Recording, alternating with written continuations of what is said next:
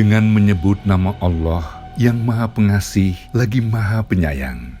Orang-orang yang beriman kepada Al-Quran yang diturunkan kepadamu Muhammad dan kitab-kitab yang telah diturunkan sebelum engkau, dan mereka yakin akan adanya akhirat. Merekalah yang mendapat petunjuk dari Tuhannya, dan mereka itulah orang-orang yang beruntung.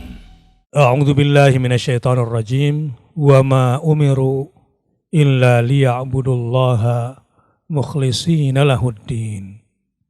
Dan tidaklah mereka diperintahkan kecuali hanya untuk menyembah, beribadah kepada Allah dengan memurnikan dalam beragamanya, memurnikan seluruh ketaatannya hanya kepada Allah Subhanahu wa Ta'ala.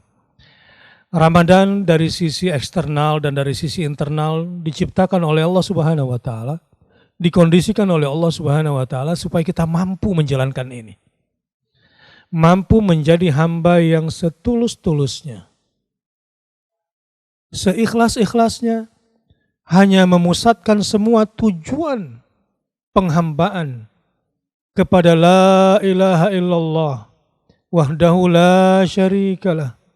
La syarikalah, la syarikalah, lahul mulku wa lahul hamdu, wa huwa ala kulli syai'in qadir. Ini sebetulnya yang harus kita capai dalam hidup. Saudara-saudaraku di Qatar, setiap antum semua barangkali punya tujuan masing-masing pergi ke sana. Dan saat ini juga sedang membina karir masing-masing berada di sana. Tapi kalau boleh saya mengingatkan diri saya dan kita semua. Perjalanan yang paling penting dan tidak boleh sedikit melenceng adalah perjalanan perjumpaan dengan Allah Ta'ala. Kita boleh safar. Untuk apa? Untuk berjumpa dengan Allah. Kita boleh tinggalkan kampung halaman, bahkan berhijrah. Karena safar dengan hijrah sesuatu yang berbeda. Demi berjumpa dan menegakkan agama Allah Subhanahu wa Ta'ala. Jadi betapa sayangnya kalau kita tinggalkan negeri, bukan Allah yang kita temukan. Betapa sayangnya kalau kita safar dan hijrah, tidak berjumpa dengan Allah Subhanahu wa Ta'ala. Karena itu saya ingin mengingatkan diri saya sendiri, ini bulan di mana kita diberi kesempatan oleh Allah untuk semata-mata memusatkan tujuan hanya berjumpa dengan Allah. Tapi saya juga ingin mengingatkan, ada 3 penghancur keikhlasan itu.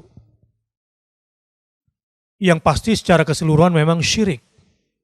Tapi dalam perilaku keseharian, yang membuat keikhlasan itu hancur adalah riya. Ingin agar amal itu dilihat orang lain. Yang kedua, sum'ah. Ingin agar amal baik kita itu didengar oleh orang lain. Dan yang ketiga, penghancur ikhlas adalah ujub, bangga diri karena sudah merasa beramal saleh. Astagfirullah wa atubu ilaih. Saya ingin tutup komentar saya ini dengan perkataan Fudail rahimahullah berkata, barang siapa meninggalkan amalan karena manusia, berarti dia sudah riya. Sedangkan mengerjakannya karena manusia, berarti dia sudah musyrik. Dan kita tidak akan pernah bisa ikhlas, kecuali Allah yang menolong kita untuk terhindar dari keduanya. Saya pikir Ramadan menjadi bulan yang tepat